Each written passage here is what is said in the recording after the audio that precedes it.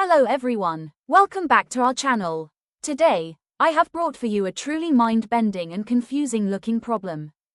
Have you ever seen a problem that looks so innocent, yet hides a giant surprise? Today's question is just two symbols long, but it can confuse even strong students. Our question is 25% whole power 25% is equal to how much? At first glance, you might laugh and say, that's easy. But wait. Once we dive in, you'll realize it's not as simple as it looks. Today, let's uncover the real beauty behind this tiny but powerful expression. Most of the people thinks that 25% and 25% will be cancelled and answer will be 1. Oh, the base and the power are the same, they cancel out, the answer must be 1. But here, we don't have division. We have exponentiation. Exponents don't cancel it fractions. Percentage means divided by 100. For example, x percentage is equal to x by 100.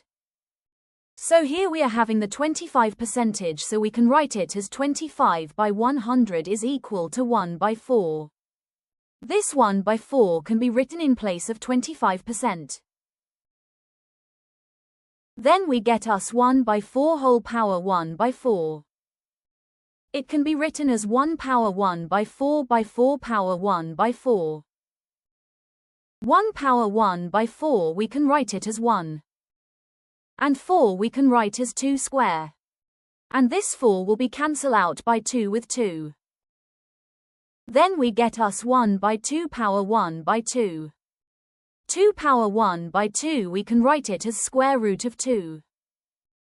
Multiply the numerator and denominator with square root of 2. Then we get as square root 2 by 2. Its value is approximately 0.707 but not 1. This tiny question teaches us a big lesson. Always respect the rules of exponents, no shortcuts, no fake cancellations. If you enjoyed busting this myth, don't forget to like, share, and subscribe for more math tricks and clarifications.